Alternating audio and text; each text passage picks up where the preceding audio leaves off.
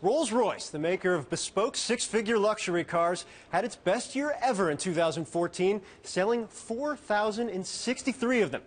Pim sat down with Eric Shepard, the president of Rolls-Royce Motors Cars North America, and found out how Rolls-Royce's loyal drivers have propelled it to new heights. Historically, Rolls-Royce always has a very loyal following. Plenty of repeat buyers. Once they're in one, they're not going to leave the brand necessarily. Wraith gave us a way to really expand that. And while we don't ever chase volume, we still have a factory that's going to, have capacity, and we're going to build cars. And one way to do that, obviously, is to continue to appeal to new groups that haven't yet experienced your product. So you bring out a fastback coupe, which is kind of unlike Rolls-Royce, and have it talk about the performance and and everything that is about that car. Suddenly 65 or 70% of the buyers of that car are new to the brand, and that was the beauty of that. It really did appeal to people who had driven Bentley GTs, Ferraris, whatever it may be, but it was the first time they felt like they had a Rolls-Royce that truly appealed to them because it was more performance and feedback oriented to their driving needs. So tell us about the details of the Wraith, engine, torque, horsepower, all those great things. Yeah, this is the first time we've ever really celebrated that. In the past, it's always been, what is the horsepower of a Rolls-Royce? Well, it's adequate. This one is a 6.6-liter twin turbocharged V12, 624 horsepower, 0 to 60 in 4.2 seconds. In a package about 5,500 pounds. So this is a very powerful machine. It's not this small, little, nimble sports car. We don't build sports cars. It's truly a gentleman's touring car, and but one that performs like no other has ever been built. And the Ghost is a Series 2, correct? Correct. So this past fall, in September, we introduced the Ghost Series 2, a very measured update and response on that car, because we don't want to take a car, certainly that someone has just spent $300,000 on, and then 2 months later have a radical redesign on it. That wouldn't be appropriate for our brand and our customers.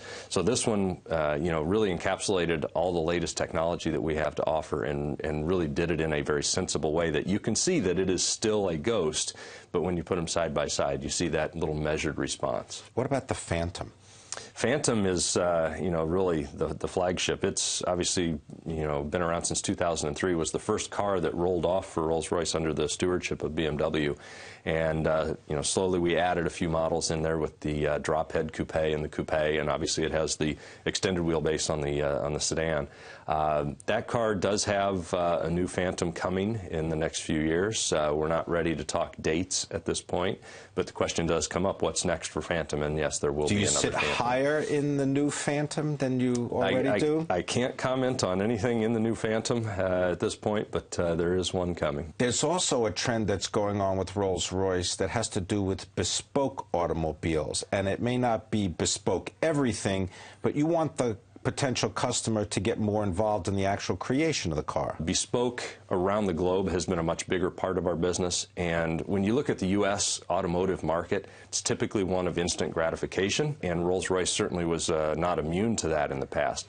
As our dealers have gotten more and more involved in coaching our customers and educating them about the opportunities to truly customize their car, we've seen that continue to grow. So rather than the customer come in and just want to take one home today, they commission the car. They even come over to Goodwood, to our facility over in the UK, meet with our designers, and they start to truly change the interiors, work on custom exterior colors and combinations. Whether it's a wood, from an estate that they own, we can incorporate that into the car. So there's all kinds of things that really, the imagination is unlimited, and when the designers and the customers get together like this, that's where the true bespoke opportunities, come to light. If there's a customer out there who says, I really would love a Rolls, but I've got to have that room to put the groceries. I need that back to open up.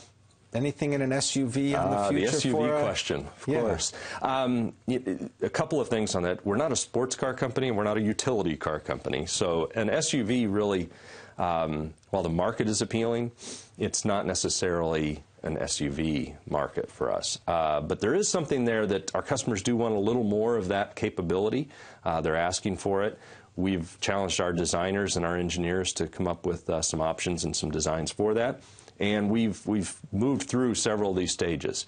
We're not yet ready to say that we're bringing one to market because we haven't satisfied all the questions to us that say this is a Rolls-Royce. Total annual production, what are we talking about? Just over 4,000 units? A little over 4,000 this past year, 4,063. And again, the North American market was by far the #1 market in the world for that. And we anticipate some moderate growth again in the coming year. We don't chase volume, so it's all about what our customers and our dealers order from us. And we do see some moderate growth going forward. All right, now I'd like to get to know you a little bit better. And I'm wondering if you can describe, if you could drive any Rolls-Royce, so I put you already in a Rolls, what would the drive be? Where do you want to go? I would be driving up and down PCH. I just, when you... You want to go from Los Angeles all the way up to San Francisco? All the way up. And I would prefer it in a drop-head coupe. That truly is the car that is perfect for that drive. What was the first car that you ever drove? Well, the first or one owned? A 1976 Caprice Estate station wagon. So it's been a bit of a journey, right? It's been a bit of a journey. Yeah, and I've had the pleasure along the way to represent some fantastic brands.